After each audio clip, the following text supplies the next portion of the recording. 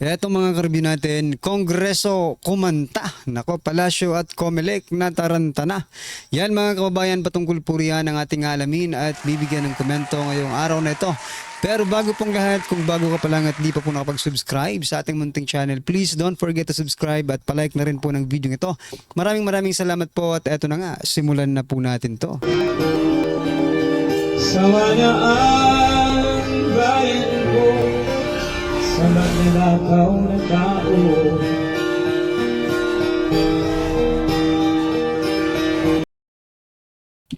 So yan mga karibyo natin, bago po natin muling i-play ang video ito, eto pasadahan po muna natin ang mga nagtetrending na mga balita dito po sa mundo ng social media. At eto nga, unahin na po natin si Speaker Martin Romualdez. Sabi po ng, eto talagang parang nagbubuhat po sila ng kanilang ng kanilang sariling bangko mga kababayan. Eto po, sabi po dito sa Politico, 3 hours ago mga kababayan, lawmakers lauded.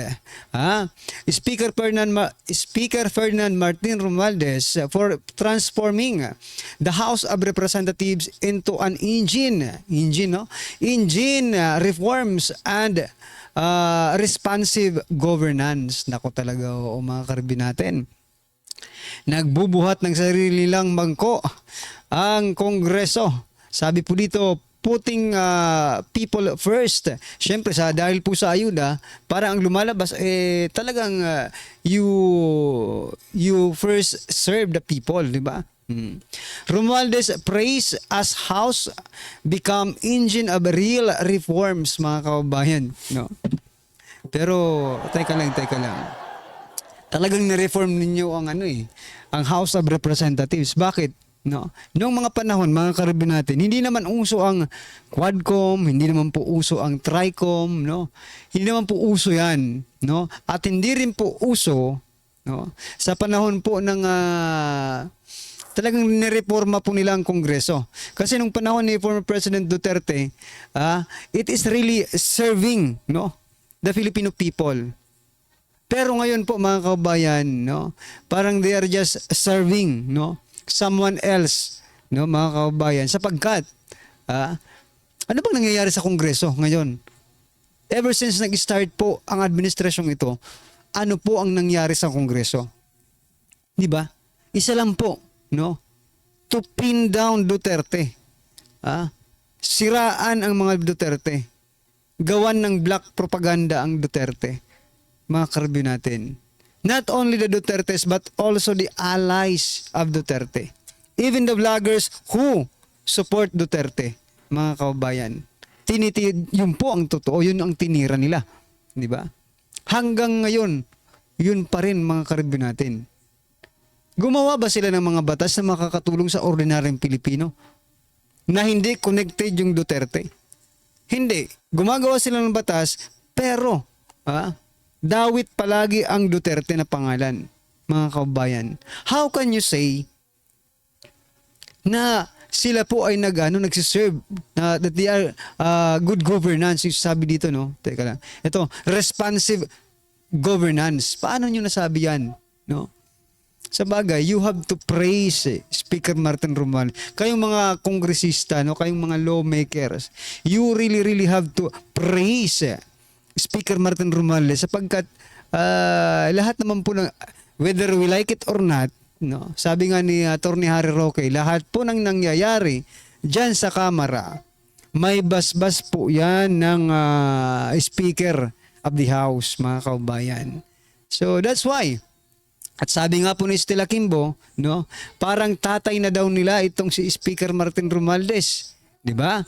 At sila ay parang mga anak na dapat din protektahan ang kanilang ama, at si Romualdez naman ay parang ama na dapat protektahan ang kanyang mga anak. So ganun lang yun mga kababayan. They are just protecting each other dito mga karibin natin. Pero kung sasabihin mong totoo may genuine reform, no, totoo may responsive governance, hindi ko po masabi mga kababayan, no, kung ano po itong sinasabi lang responsive governance na ito. Well, anyway, kung nakikita nyong ganun ang nangyayari, well, good luck sa inyo kasi iba po ang pagtingin ko. Parang wala namang responsive governance. Kasi kung meron po, mga kababayan, Hindi lang po sila magpo-focus dito sa Duterte. Every now and then na magkakaroon po ng committee hearing, always involve Duterte, mga kababayan. If not, kung hindi involved ang Duterte, i-connect po nila to Duterte. Parang si ano lang yan parang si Atty. Claire Castro, di ba? Parang si PCO si Atty. Claire Castro, no? Iba yung itinatanong sa kanya, pero sa katapos-tapusan ng kanyang pagsasalita, mga kababayan, no? Hihirit yan para lang masiraan yung Duterte. Ganun din po ang Kamara, mga karibin natin. Huwag po natin yung kakalimutan. Alright? Ano po ang inyong opinion dyan? I-comment nyo na lang, mga karibin natin. At eto pa, pasadahan din po natin itong balita patungkol po kay Jose Castro, no? Dito po sa kanilang press conference, no, dyan sa Malacanang Press Corps.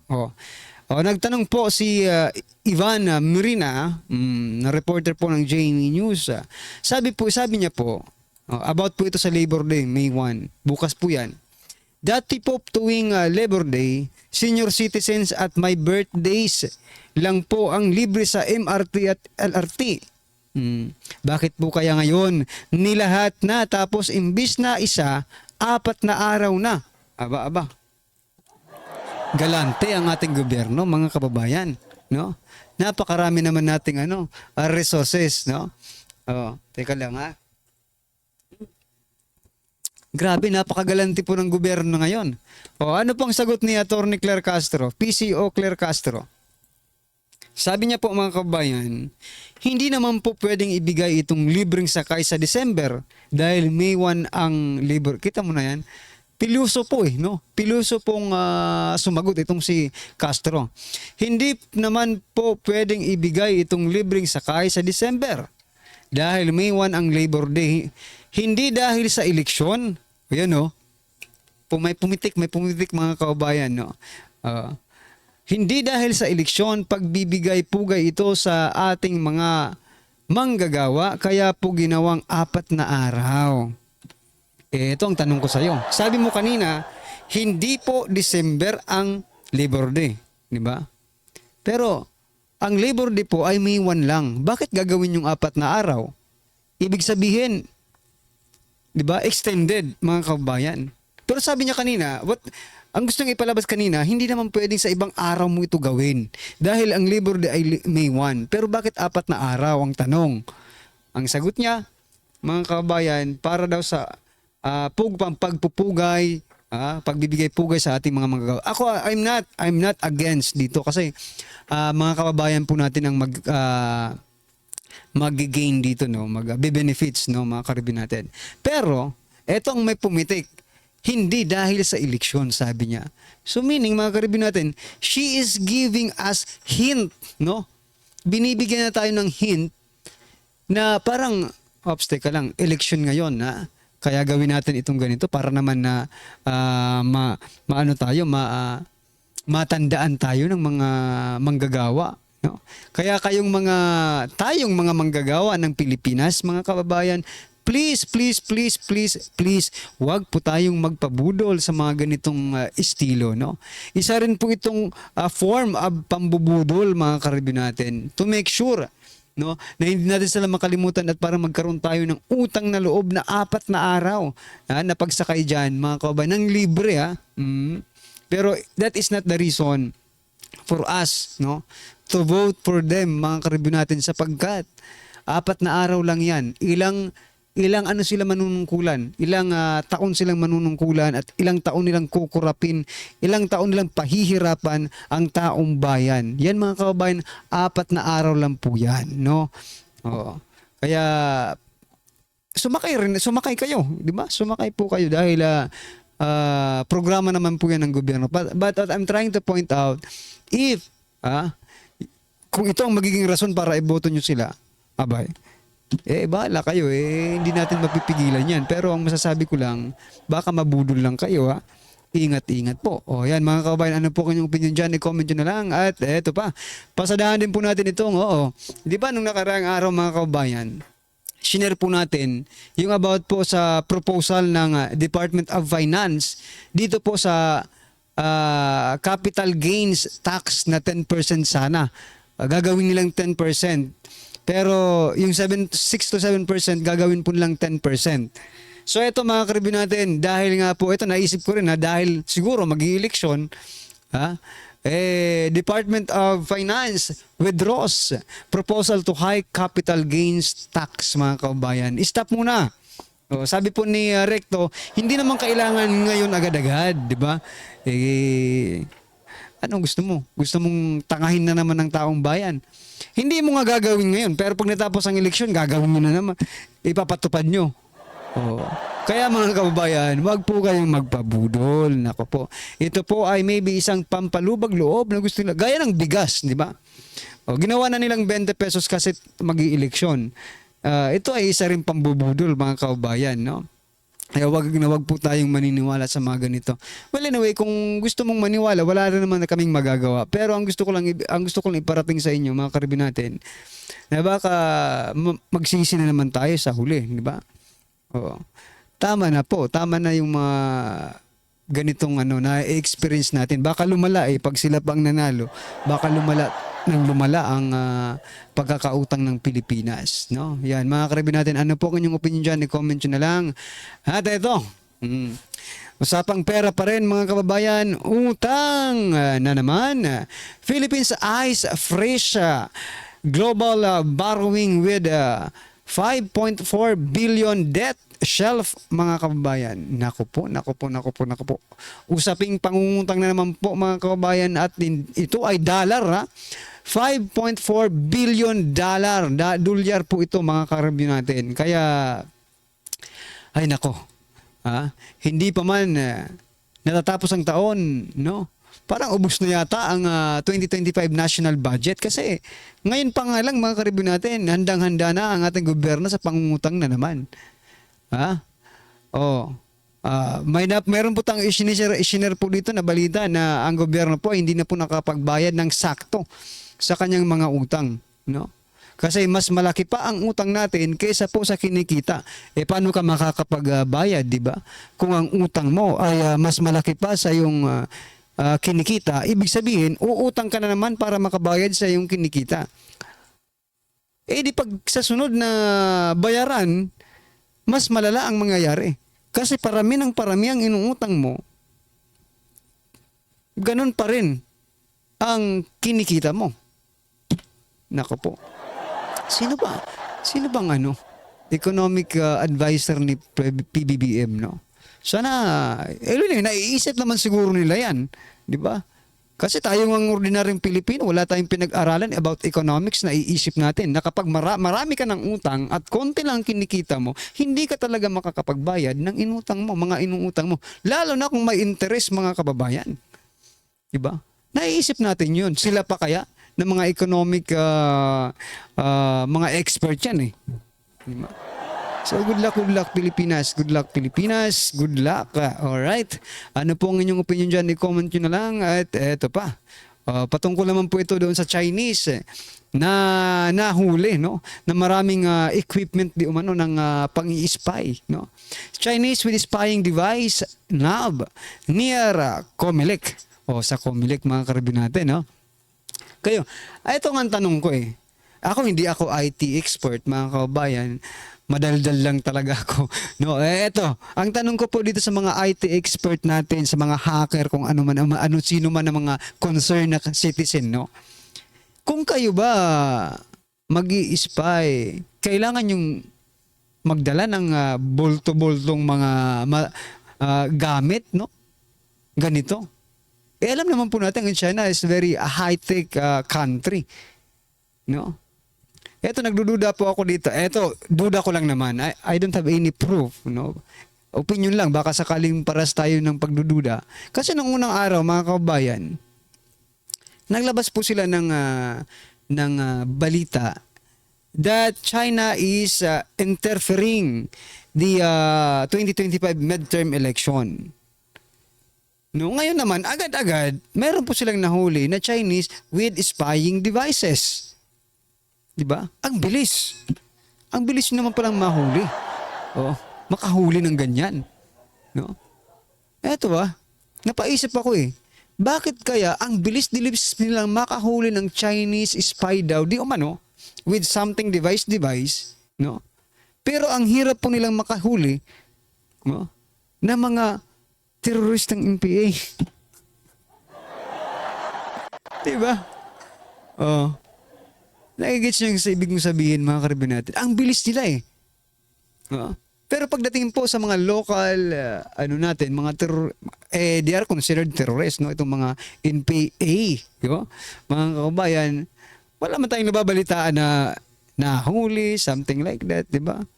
Yung mga drug lords, no? Yung mga bad elements of the society, hindi po nila kaya yon. NBI pa ang nakahuli, mga karibin natin. Ang bilis ng NBI. Palakpakan po natin yung NBI, mga kababayan. Nagtatrabaho ng mabilis, no? Para sa COMELEC. Ano po ang sabi ng COMELEC, mga kababayan? Eto. Agad-agad din naglabas ng balita or ng statement ang COMELEC. No data breach after Chinese man caught with spy device. Aba, tingnan nyo Ito talaga ang hindi ko maintindihan. Bakit ganun, no? Ako kinakabahan ako dito sa mga ginagawa ninyo. Baka isang araw mga pulbos na lang tayo, ha. Baka mainis na talaga ang China sa atin at tutuhanin na. Wag naman sana. No? Buti kung kayo lang, di ba? Kasi parang ang lumalabas dito, mga kabayan, ito personal opinion po ito, ha. Lumalabas kasi, mga karibin natin, parang gusto nilang inaano nila parang binubugso nila yung damdamin ng China to do something, di ba? Pero ang China naman nagsabi wala daw silang alam. Syempre hindi rin sila aamin kung meron man, di ba? Pero what I'm trying to point out, kaya ba talaga natin ang China in terms of technology, in terms of war equipments, mga karibin natin? Ha? Ako, Pilipino ako, mahal ko rin ang Pilipinas. Pero hindi po ako makasarili, mga kababayan. No, hindi po tayo makasarili. We have to think, no, yung ating mga kababayan kung 'di ba, may mga device kasi ang China or may machines, no, may mga war machines ang China that isang tira lang pwede tayong anong tawag dun sa yung nila yung panggera na i-comment yung mga kabayan, hindi ko ma-pronounce na maayos. Okay? Alright, ano po ang inyong opinion dyan? Sana po ay, wag naman ganun. Wag nyong, mag-usap kayo ng China kaya, para mas mabuti, no? Mag-usap kayo. Kasi kung paparinigan ang magiging resulta niyan, meron talaga no? Meron pong isa na mapipikon sa inyo, di ba? Kapag nagparinigan ng Pilipinas at China, mayroon isang mapipikon diyan at baka makagawa, no, ng hindi tama, madamay po yung walang mga kasalanan, no? Yan lang po ang gusto kong i-point out dito, mga karibin natin. Although this is only our opinion, no, but there is a possibility. Kasi mga tao lang naman tayo, mga kabayan, hindi po tayo mga robot, no? Baka masaktan ang damdamin ng bawat isa sa inyo, makagawa kayo ng hindi tama at makapagdesisyon kayo ng hindi tama, madama yung walang mga kasalanan, yung mga inosente, mga karibin natin. Alright, ano po ang inyong opinion dyan, mga karibin natin? I-comment nyo na lang po at eto, pakinggan po natin to at bigyan natin ng reaksyon. Eto na po. Pwede nilang makita pa rin yung mismong encrypted votes nila. Pwede pa rin makita anytime, kahit 2 linggo na nakalilipas.